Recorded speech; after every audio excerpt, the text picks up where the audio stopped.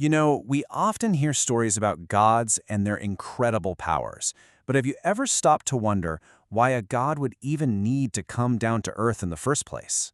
That's what we're diving into today, the powerful prelude to Krishna's story. Let's get right into it. I mean, really think about that. What could possibly go so wrong, so completely off the rails, that the world needs divine intervention on that scale? It's a huge question, and that's the very mystery we're going to unpack as we explore this incredible story.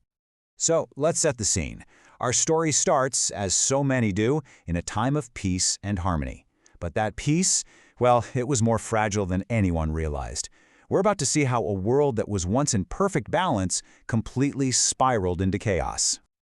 Okay, so look at this. It's like night and day, right? On one side, you've got a world living by Dharma. It's calm, people are kind, everything is in sync. But then, the scales begin to tip. The world slides over into Adharma, a place filled with fear, violence, and just this heavy, crushing weight of all the bad things happening. So, I keep using this word dharma. What is it exactly? Well, think of it like the universe's natural law of balance. It's the cosmic principle that covers truth, order, and doing the right thing.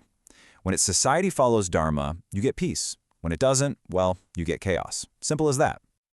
So what caused this huge shift? It really came down to greed and cruelty. Powerful kings and demons, they just started to let those things guide their actions.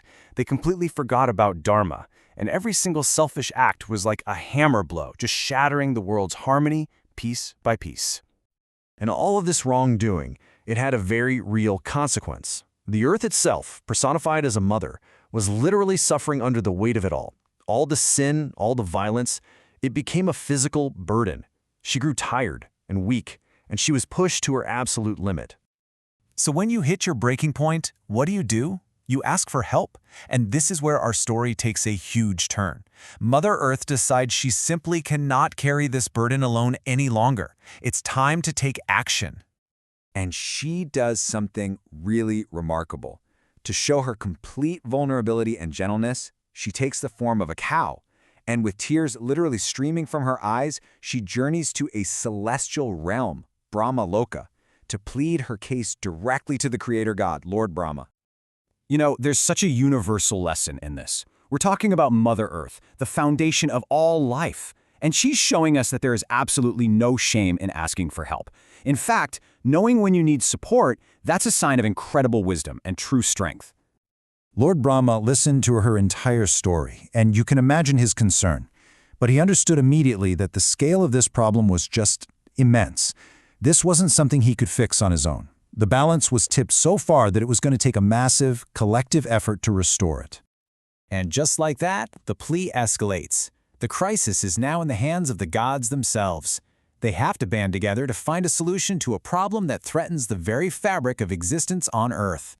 You can almost see the chain of events here.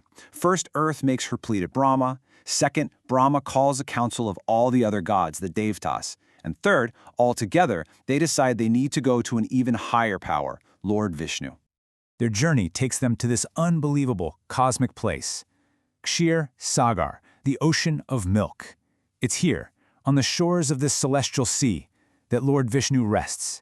And it's here that all the gods will make their stand and offer up their unified prayer. This moment just drives home that theme of unity, doesn't it?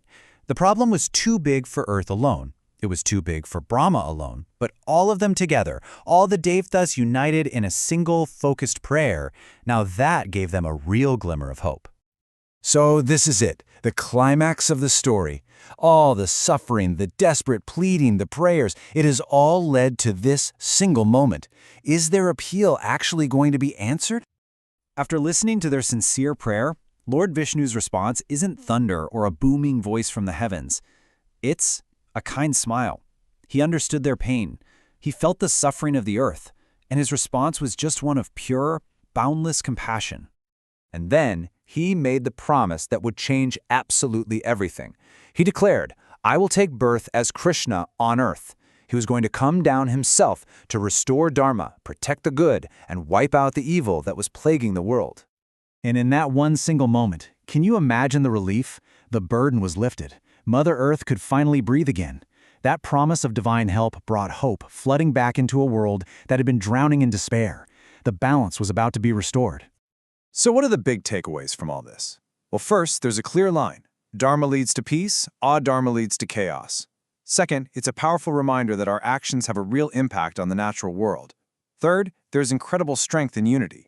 And finally, there's this comforting thought that even when things seem their darkest, help will arrive to defend what's right. And so, the stage was set for the divine story of Lord Krishna. We'll leave you with this final thought. This story suggests that bringing hope to a world in despair takes courage, unity, and a plea to something greater than ourselves. So for our own times, what does it truly take to bring hope back? Something to think about.